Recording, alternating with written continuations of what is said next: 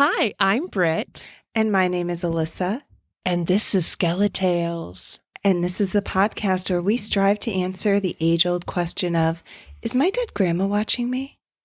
Alissa, do you know when you're in social gatherings and you are done?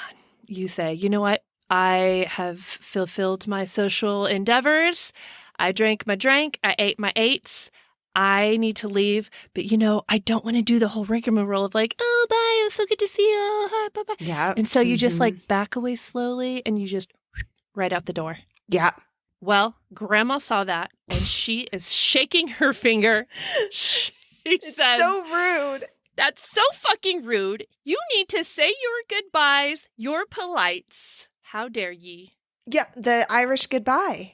Did you know that's what that's called? Or the French exit. I think there's a lot of different terms for it. Yeah. And all the Irish and French listeners are like, what the fuck? We don't do that. No. We don't do that. We're so polite. Yeah.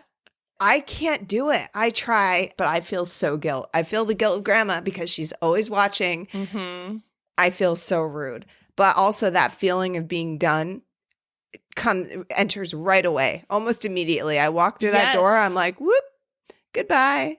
Here's the problem with the goodbyes, though. It takes an hour and a half to say, well, I'm from Texas, so it takes an hour and a half and then you get caught in another conversation, and it's like, okay, we're leaving in 5. No, I meant 5 hours later. Yep. I know. Come on, Grandma. She's got to give us a break on that one. Give us a break. Let us leave, please. Yeah, no, it happens. I agree. I've gotten better at it as I've gotten older. I think I've learned my lesson. But also, who's going to parties? I went to one, and the Rona also came. And I haven't. And then the Rona came. It was like, a gathering. Uninvited guest. And so I probably won't be going to another party again soon. Until that. Yeah. But yeah, I'm sorry, Grandma. I know we need to have our P's and Q's. We should probably have like a goodbye gift, a housewarming gift, a goodbye gift. Oh, God, we're so rude. I didn't even bring the gift, the bottle of wine of like, oh, thanks for hosting a party. Wait, did you go to one? No, I didn't even go to a party. In your imaginary one, you didn't bring it? No. Oh, God, so rude. Well, no, I'm imagining if I were invited to a party, I just would not. I would go and not know how to interact with a soul. Honestly, I would be incredibly awkward until I was fed up with it, and I would leave without saying a single goodbye. That's what would happen. I don't know how to talk with people anymore. Oh, hello, friend. Britt, do we always talk about ghosting people on weddings and parties? We were talking about weddings. You know what? We do talk about ghosting. We do talk about ghostings and hauntings and paranormal. We talk about true tales of the strange, unusual, and paranormal. That's what we talk about. And we have some stories for you tonight. Heck yeah, we do. Can I tell the first one? Yeah, please do. Go for it, Brett. Okay. This first story comes from Apple. She says, assuming they're a she, my mom was a little girl back in the 1970s. One day, her mom, my grandma, took her and her brother to a kind of locally famous amusement park. My mom was very excited to be there because the park had been closed for a few weeks and it had just recently opened back up. There was a new ride that had opened recently before the park closed that she had wanted to ride. It was a new type of ride and was being touted as the first of its kind. From what she said, it was a merry-go-round ride, but instead of the horses themselves just going around, the entire carousel itself was on a lift system where machinery underneath would pump the ride up and down as well, all while it was slowly spinning, as merry-go-rounds do. At the full height, the carousel would be lifted something like 5 feet from the ground. Walking into the park, there was a cork board with maps, news, events, and what have you. That was in the center of the park entrance. She says she didn't pay much mind to this board upon entering, other than to look at the map to find out where that carousel ride was. She found where it was, but there was a problem. The ride was no longer in operation. My grandma apologized to her and assured her that they'd be able to ride the regular merry-go-round as much as she wanted. My mom was a little girl, though, and children don't really understand concepts of legalities, so she, of course, interpreted the situation as her being not allowed to do it. Aww. She was kind of just being a little brat the whole time, making a fuss. And as a mischievous child, she became determined that she'd get what she wanted. When the three of them were on some very slow ride together, my mom took the opportunity to undo her safety belt and hop off the ride to go find that carousel ride.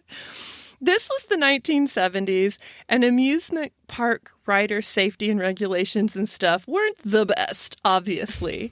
I can only imagine this is the reason why she was able to slip off the ride completely unnoticed by employees at the time. Or maybe they did notice and just didn't care. Anyway. Those highly trained 17-year-old totally to 70s employees. By sheer dumb luck, she somehow actually managed to find the carousel ride, and she managed to slip into the building that the carousel ride was in. As I mentioned earlier, the ride was the one that would be lifted up and down. When she found the ride, it wasn't 100% down on the ground, so she struggled to get up onto the ride and managed to, then sat on a reachable horse and waited for the ride to go. Surprisingly, unsurprisingly, it didn't. But little kids don't understand that type of thing anyways, so she got down and walked over to the control panel, blindly pressing different buttons to see if they would do anything. Nothing happened.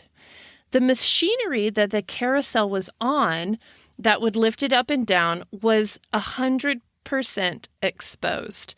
It wasn't in anything. There was no shielding or anything. This would pretty much never be allowed these days, but again, it was the 70s. So for whatever reason, she decided, hey, I bet that if I go under the carousel, then I can press something there and get it to go. Oh, don't do that. She walks over to the ride and is crawling on the floor to get her tiny body through the gap between the carousel and the ground, when she says that she heard a voice. It said something along the lines of, "That isn't safe." When she looked over behind her, she saw a woman whose face that she's never forgotten. She had big, beautiful, dark brown eyes and straight brown hair that came down to her shoulders. Though her words were scolding, her smile was warm and kind. She was dressed in the same uniform the staff was wearing, so my mom assumed that she was someone who worked there. The woman crouched down to meet my mom's eye level as my mom abandoned her crawling position and instead sat up, looking at the woman. From what my mom could remember, the woman asked her, "Did you get away from your mommy?" And my mom nodded. Then the woman said, "Don't you think she must be worried sick?" My mom had kept quiet at the question, and the woman offered my mom a hand and said, "We should go find her. Don't worry, she won't be mad at you." My mom took the woman's hand. She said it was cold, kind of like when you touch ice, but everything else about the woman was warm and comforting. The woman led my mom to the front of the building and leaned down again and put a hand on her shoulder and said, "You need to wait here and cover your ears nice and tight, okay?" My mom nodded and did as she was told. She looked straight ahead and in retrospect thinks that the woman must have pulled some kind of fire alarm or burglar alarm or something, because soon there was a loud wailing siren. Eventually, some workers came to the location of the siren and saw her standing there alone, and she was reunited later with her mother. The mystery woman was right. My grandma wasn't mad, and she was just thankful to have my mom back unharmed and safe. My mom told my grandma what happened. My grandma went to the guest services so that she could ask to speak with the woman who worked there that helped her daughter, so that she could thank her. There were obviously some employees there with brown eyes and brown hair, but all of them denied being the woman in question. When my grandma mentioned the ride this took place at, the faces of the staff she was talking to visibly changed and went white, and they became very tight-lipped and didn't talk to my grandma anymore. So my grandma just left. Back at the entrance of the park, as my mom, her brother, and my grandma were going to leave, my mom happened to look back at the corkboard from earlier, and she says she will never forget that moment. Right there on the corkboard was a photo of the face that she had met earlier. She pointed out to my grandma saying, "That's the lady!" My grandma went over to the photo and read the words that accompanied the photo. She looked troubled and then turned to my mom and said, "This isn't funny. Let's go." My mom didn't find out till she was older, and Grandma told her, but apparently that photo and text were a memorial to a worker that died weeks before. The reason that park had initially closed and the ride was taken out of operation, because of this event, Grandma had apparently done a small amount of research on the woman by asking around, and word has it, while the ride was doing its up and down, she apparently tripped over some cables or wires and ended up slipping partially under the ride as it was on its way down to the ground. She was crushed to death. My grandma insists that my mom must have seen the photo coming in and imagined the whole event or had mistaken another worker for her. My mom was very young after all, and maybe the worker didn't come forward because she didn't want to get in trouble for pulling an alarm or something. You ask my mom, though, and she will tell you she would bet her bottom dollar that the spirit of that woman came to her that day, and she's certain of it. Okay. So many things. Amusement parks, janky old amusement parks, especially. Yeah, from the Not 70s. my favorite places. 100%. I could see what happened, right? But the kid gets away and then climbs under, like all of it. It's just like, don't go there. Don't go there. That had to be enough anxious energy to summon the dead of that poor girl who was crushed to be like, little girl, get out, don't do that. Yeah, and also within like a couple weeks, like especially if there's like a spirit lingering there, like, Yes. For sure when she has her close her ears, I was like, is she going to do some horrible banshee shriek or something? I didn't know what was coming. I was like, oh, an alarm. That makes sense. But and it's so fascinating too, because the little girl doesn't understand so much of what's going on because it's a grown up leading her way, like tell all of the things, but like she fucking pulled an alarm so that the girl could be found. It's so cool. do you remember oh my God. In Denver? Yes. In Denver? The Lakeside. janky. I was lakeside. Oh my God, there is a roller coaster. I think it was like claimed as like the first roller coaster in Colorado or something, the Chipper. Every time, the scariest part of that roller coaster is that you literally think you're going to die because it is just so fucking janky. Yes. It is not necessarily like a steep or scary roller coaster, but the metal is from the 40s or 50s. Like Yes. it has not been updated since then. It's so scary. That place was shady as shit. It was a fraction of the cost of like the Six Flags Elitch Gardens that was in Denver. It was like a 13th of the cost of a ticket. Mitch and I went there without you guys at one point. They had this ride that was like kind of sailboats that went in the sky and spun around, and you could use these little sails. And so I got in one, and Mitch jumps right in with me on these like single person thing. And I was like, maybe children, two children gonna to go. Sail off into the sky. Yes. I was like, no. We start going, swinging around. And like halfway through the ride, there's a chunk. And like the whole thing drops by like 3 inches, like down this pole that's attached to it. It's a chunk. And I was like, oh, fuck this. No. Mitch is like laughing. Like, that's hilarious. Anyway, we get off that ride. I'm like, I'm not going on that again. The next time we go there, that ride, all of the little things were all roped off with caution tape. Like at least half of them were roped off. That ride after yours, someone for sure died. Someone very possibly. I think someone died almost every day at Lakeside. They have to have died. It was the jankiest amusement park. I wonder if it's still open. Oh, I'm sure it is. I hope it is. I hope it is too. Okay, so great story. I love it. Haunted teenage 70s worker saving a little girl from her demise. Okay, so my first story comes from Stephen.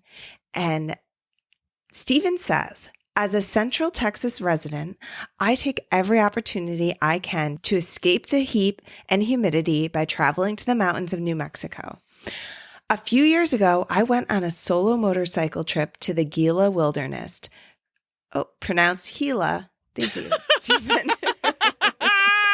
I even told you how to tell it. I've traveled to this area several times and know some spectacular places to camp that are remote and rarely visited by other people. I decided to camp at a unique campground that I have been to before as a teenager. The campground is about 8 miles into the mountains via a heavily rutted Forest Service road. The area is an anomaly in that the valley that it sits in has a natural spring, which isn't that common in the arid landscape of New Mexico. This access to reliable water resulted in the habitation of countless generations of Native Americans.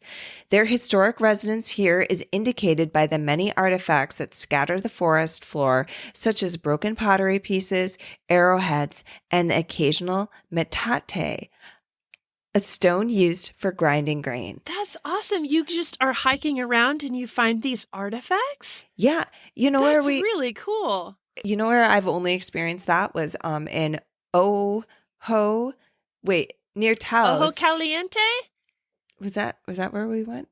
Ojo Caliente, yes. Yeah. Where we got yelled at because we couldn't whisper for the whole time. loud. It was like a whispering retreat center. On the property there? No, it was right adjacent. Your sister and I went on a hike and there's just broken pottery all over the place, like broken ancient pottery just all over the ground. That's amazing. Did you take any home? No, because that is a huge antiquity violation, and it comes with a hefty fee of like $100,000. You do not take that shit. Anyway, so that's the only time. So yes, it does happen. It was my only experience, and that was also New Mexico. So I guess New Mexico, that's where that goes on. Okay, so they use the metate as a stone for grinding grain. When I arrived, I was delighted that no other person was in the area. I set up my one-man tent and began to settle in. The spot I selected was completely encased by towering pine trees that cast an abundant amount of shade from the overbearing New Mexico sun. When the sun sets in the remote mountains, it gets dark. The kind of darkness where the night seems to stare back at you and the only vision you have is what your imagination creates. Such a good storyteller. I'm there. I am there. Yes. I soon crawled into my tent and nestled into my sleeping bag. A few hours after falling asleep, I was awoken by the sound of something hitting the forest floor. If you've ever camped in this manner, the silence at night is close to maddening, and every sound that manages to escape is amplified. The sound I heard was about 100 feet from the back of my tent. I assumed it was generated by falling pine cones and thought nothing of it. However, the longer I listened, the more in cadence the sound became. They were repetitive, equally timed and spaced. They were footsteps. I began to think that my mind was tricking me and tried to ignore it. The sounds of steps not only continued, but slowly advanced towards the tent. My heart began to race, but I had to get up to look just to appease my mind. The steps were clearer now. I could hear the distinct sound of the walker's gait by the slow heel-to-toe crunching on the pine needles of the forest floor. As I shifted in preparation to get up, my nylon sleeping bag made a clear and apparent swoosh sound. As the sound echoed from the tent, the last step I heard froze, stopping mid-step. I didn't move. I sat staring into the darkness, waiting for the next step.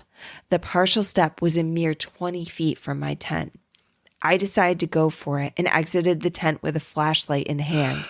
I cast the light behind my tent and illuminated what appeared to be a natural path through the otherwise dense forest.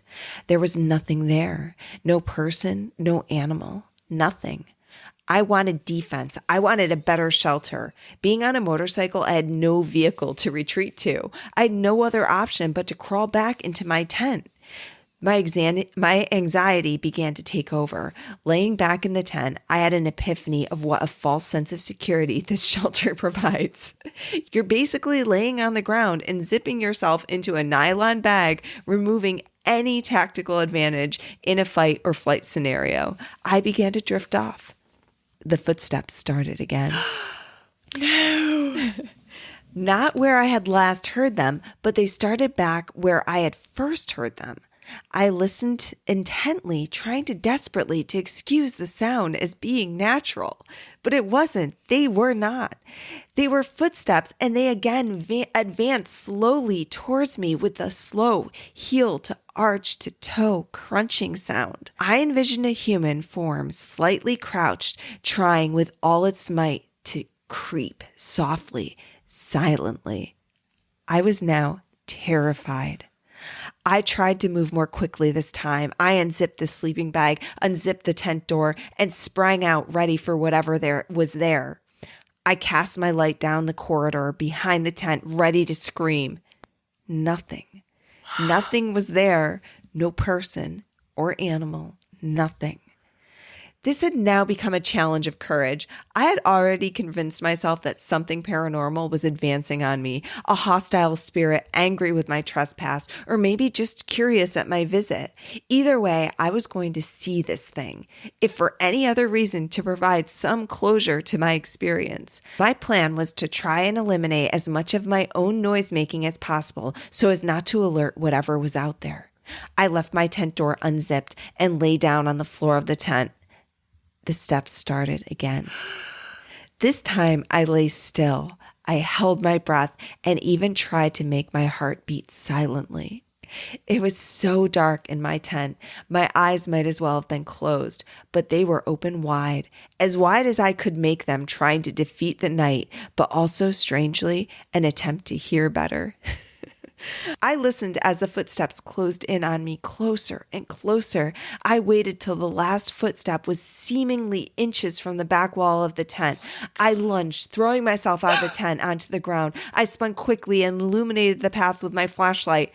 But I didn't need the flashlight. A twisting, tubular orange light from an unknown origin glowed softly along the path toward the tent. It was light enough to make out its defined edges. As I stood staring at the orange glow, it slowly moved backwards like a tentacle from some sea creature retreating back into its hole.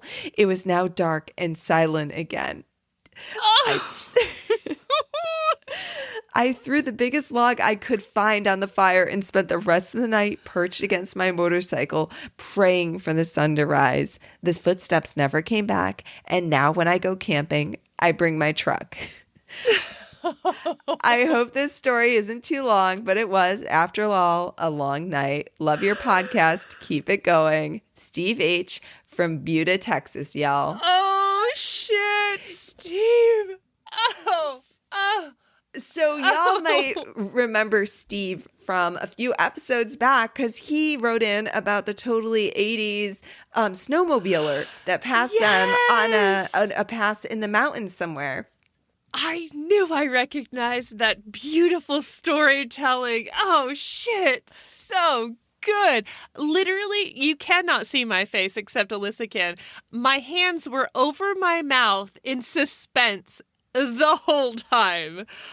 Oh my God. So good. He caught it. I thought there was going to be nothing at the end. Same. I thought he was going to be nothing. Yeah. A tentacle-like retreat is the most disturbing type of retreat, I've now decided.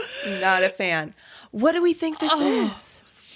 Oh, it's got to be some strange, like, portal, ghostly portal, spirit energy. Oh, shit. I don't know. That's freaky as hell. And what was its intent? No idea. No idea. I think he doesn't even know. Was it just curious or was there something malicious in mind? Right. Because it didn't come back again once he was awake. It never came back. It got spotted. Well, and he like thrust out of the tent. He was like, I'm ready, motherfucker. Yeah. And then it was like, it did not come back after that. But it had footsteps too, like the fact that it was a tubular. I mean, a Native American, ancient Native American spirit is obviously what I like. For sure. What I would think, right? But like, is that it's not a skinwalker because it was in a light form, or was it looking for a skin to inhabit? Oh, and Steve shit. came inches from becoming a skinwalker himself. And he got out of the tent just in time. Oh my God. Oh my God. So good. So good. So good. Love it. I also that idea of a tent being any kind of protection is completely a false sense of security. I completely agree. Every single time I go camping, I do love camping, but every single time I am middle of the night, wide awake, every pin drop. It's just like, what was that? What was that?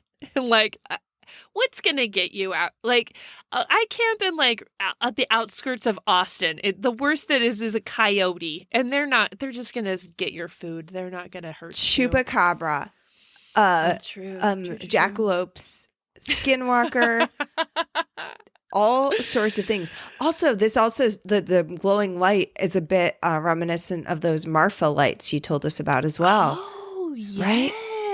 Yes, out in West Texas. Heck yeah. Oh my gosh. Ooh, Steve, one, envious of all your adventuring. You seem like a very adventurous fellow. Your storytelling, spot on. Thank you so much for writing in. Seriously, amazing. So good. Love it.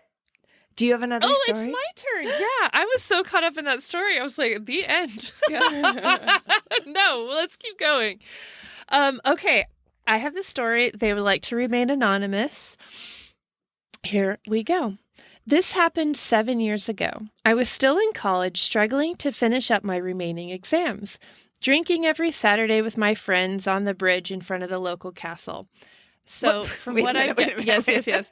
From what I've got, sorry, I should have prefaced this story a little bit. Just the local castle. Pretty sure this is set in the UK. Okay. This is set in the UK. Put your brain there. Got it. Yeah, just the local castle. You know, there's. I actually did have a local castle in college as well, so this is pretty relatable. There are a couple to choose from. Yeah, I should have said that disclaimer. UK, pretty sure. A few different groups of people were always there, all of them friendly and about the same age.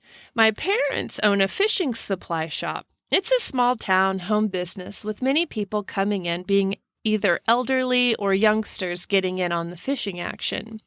So one day I was waiting for my mother to handle all the customers as the cashier, while my father was explaining details to new fishermen.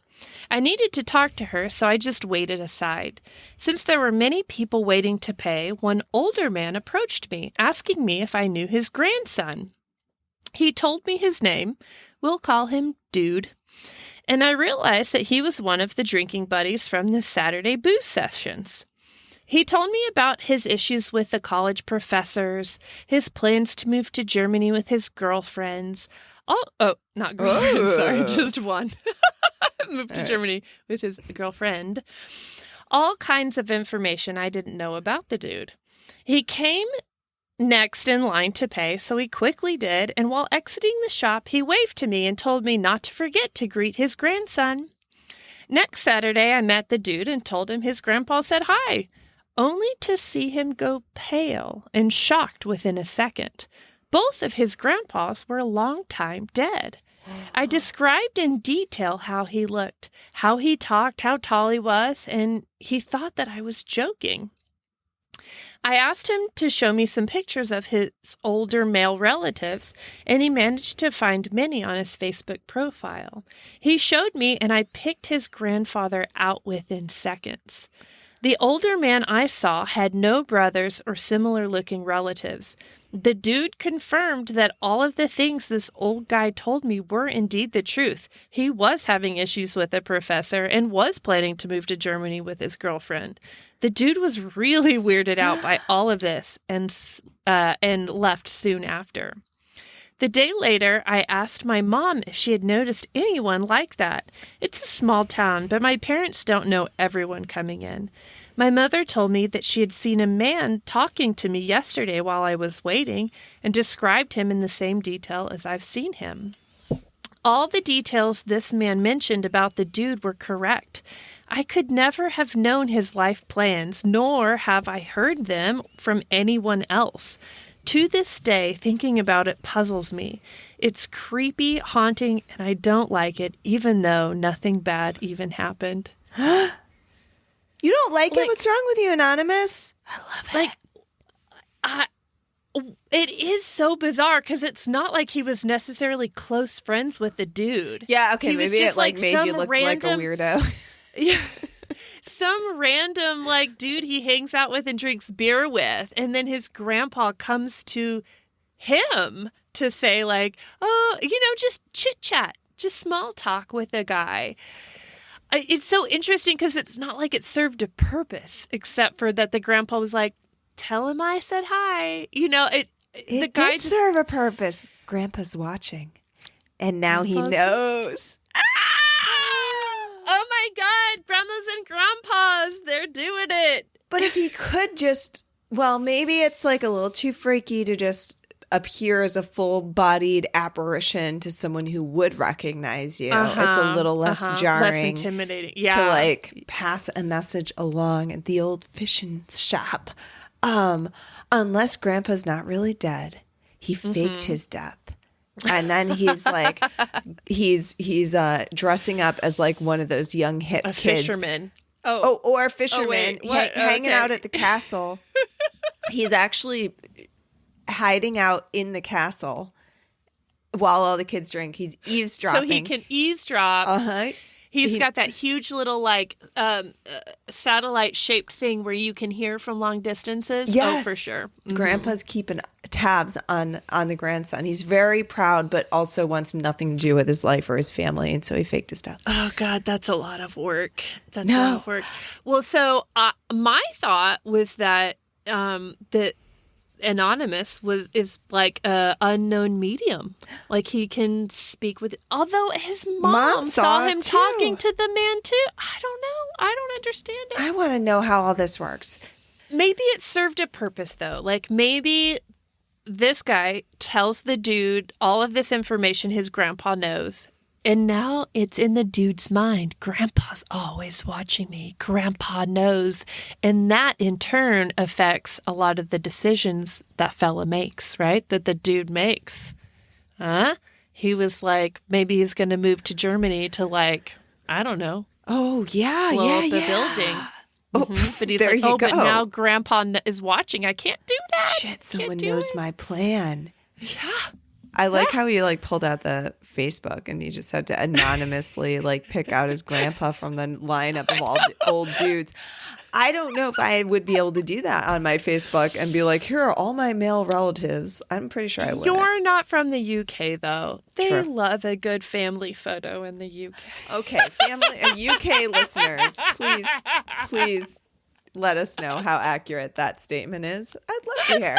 You can address those to Britt@gmail.com. That's not her email address. I have no idea. Don't send that to Britt or Britt. Oh my God. Yeah, some Brit out there who's I'm the first Brit to be on Gmail. Damn it. What? What are these emails? Exactly. Why am I getting all these family photos? Okay. My next story comes from Then Driver, who we've also is a repeat storyteller on the podcast.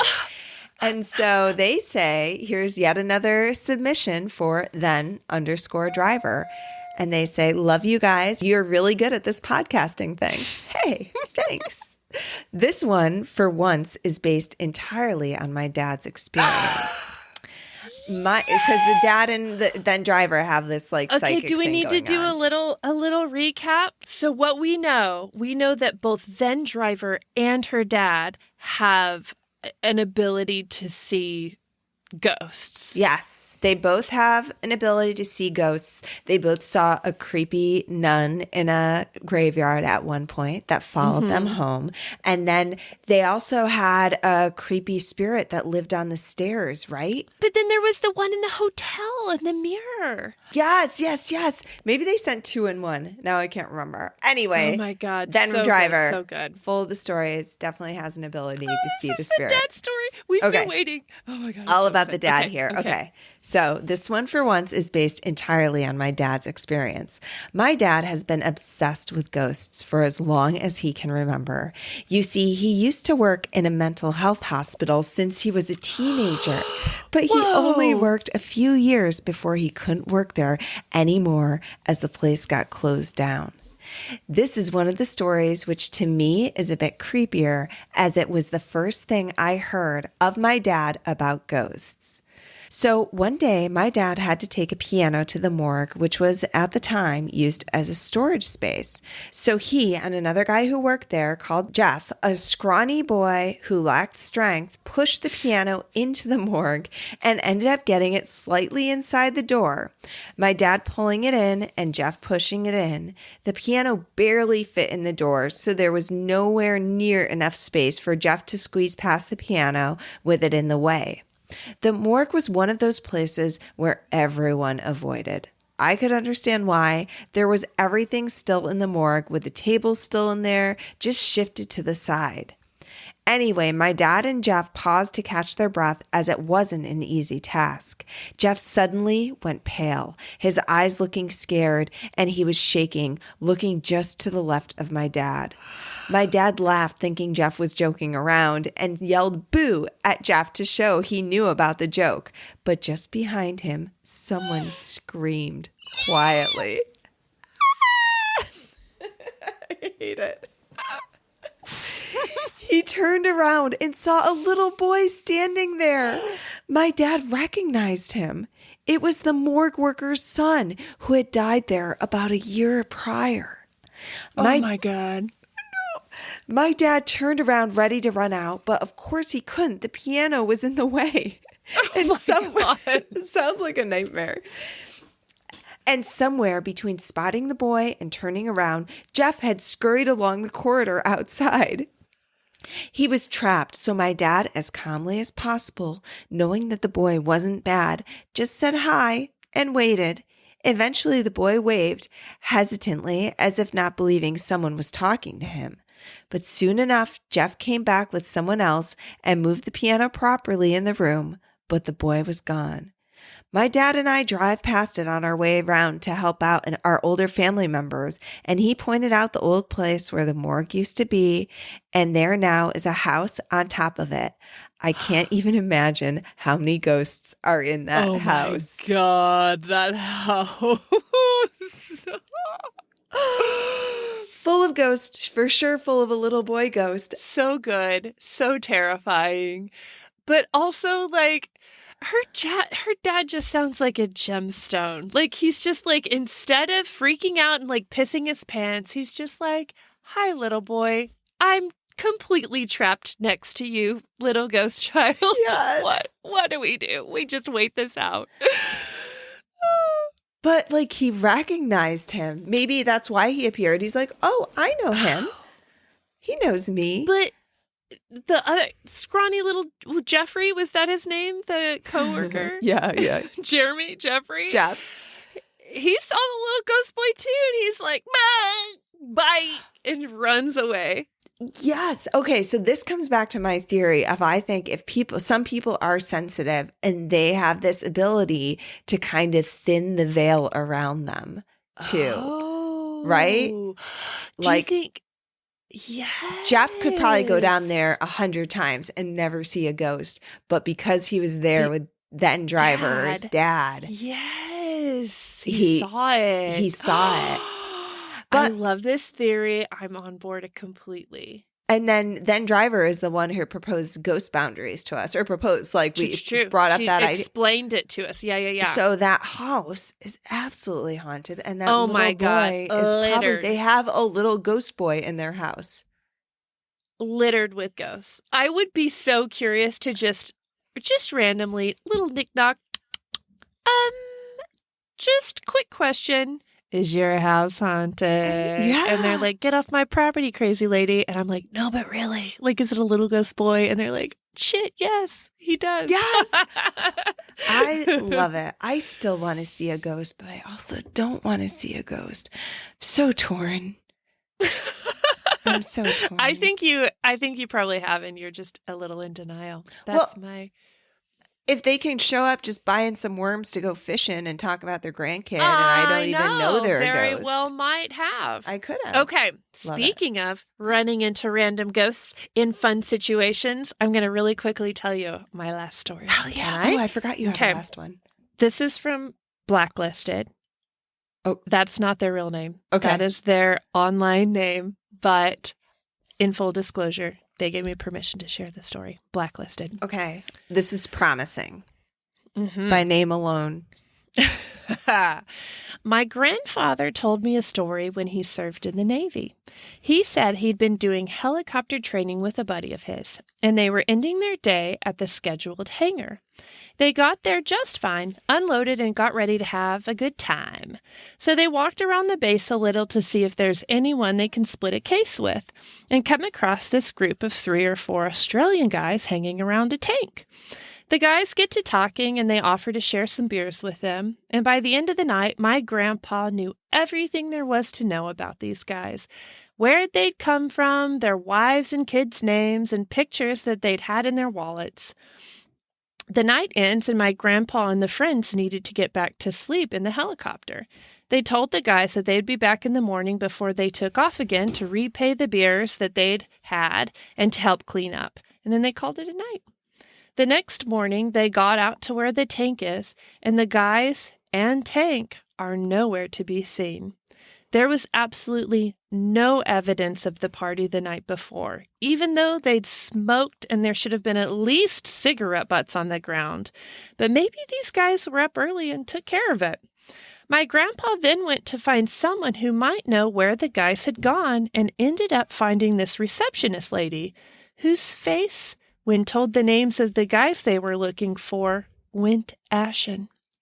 She then slowly told my grandpa that the men he was looking for had died not 100 yards from where he saw them in an accident that caused an explosion in their tank. He had no way of explaining how he knew everything he did about these men, other than the fact that he had met them somehow and had heard it from them. I love this. I have goosebumps. The thing that blows my mind, you drank ghosty beers. How are you drinking beers and smoking ghosty cigarettes? And looking at ghosty family photos? How? How? This is the question. This is the one we're constantly trying to answer. Is it like a time-space thing? Did they go back in time somehow? Exactly. A little parallel universe situation. Yeah, before they were even dead or something. Like my time traveler show that I like with the healer. Or, what's the name of it? What you always remember? Outlander. Outlander? Yeah. Yeah. Or does he pass into the afterlife for a bit? Or I didn't even think about that. Or is it like on Halloween where the dead are allowed to walk with us or something? The Australians clearly didn't know they were dead. It's not like they were coming back to haunt and be like, tell my loved ones I love them. No, they were straight up hanging with the bros. Let's drink some beers, smoke some cigarettes. So he must have stumbled into something like that. But it was him. I think it was him and his buddy both. They went looking to split a beer with somebody, split a case with someone. All these paranormal investigators out there trying to make it happen, going into all these old haunted houses. But maybe you might have hung out with ghosts hundreds of times. And you didn't even know. That might be my preferred way of seeing a ghost. I think this is now on the top where you don't of my realize list. that it is actually a ghost. Just hanging out. Maybe I fall in love. And then they disappear. Not the icy cold breath on your neck where they're like, icy. Yeah. None of that shit. No. Just like, hey, I love fishing too. What you up to? Yeah, let's split a beer. exactly. Yes. I like that idea. But then to only find out, read their obituary in the newspaper, like they died 5 days ago. Ooh. Heck yeah. That's my new goal. New goals.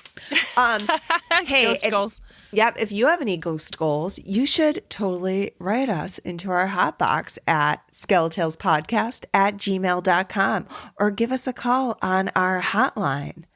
Our hotline is 302-689-DEAD, 302-689-3323. We need just a couple more audio submissions of some ghost stories, or even, they don't even have to be stories. You can just call and like chit chat with us and we'll probably play it on air. Okay. Truthfully. Very truthfully, because last week we put out a call for action just for someone to just make sure the phone lines are open. Yeah. And we got a call. And My God. Yes. So no excuses. We know now that they actually do work. Okay, let me see if I can play this though. Ready? Oh, wait. Ooh, I don't want to call them. Hold on. I didn't mean to call them. All right, we're taking this podcast to a new level. Okay, we're calling We're everybody. calling you back. We told you we would, but we lied. Okay, wait a minute. Hold on. Let me see. Here it is, voice. Okay. Hi, just listened to the podcast. So I wanted to thank you for putting content out. I love it. We love it, actually. Call you later. I love it. No idea who it is. Don't care. I absolutely love that call. Yes. I know. Mine works. It works. I was so pleased. Thank you. That phone call dusted off the cobwebs, and it is in action. I love it. See how pleased just even that made us. Britt squealing over there. Yes. So thank you, whoever that was who called in, and we really appreciate it. But yes, now we do know. Phone lines are open. Anytime you want to call and leave a message, I might actually accidentally call you back, but I will hang up very quickly. Don't worry. I shut down the app just then. I was like, ugh, backed right out of that situation. If you also have a story, you can head over to our socials. We are on, I think, all of the socials except Snapchat. Oh, yeah. We're not on And you there. can message us over there. Or just follow us and hang out with us. We have a good time on the socials. Yep, Skeletales Podcast on Instagram, Skeletales Pod on Twitter, our Skeletales community on Facebook, and Skeletales. Yeah, all the places. We have a merch shop that you can find on our link tree in Instagram.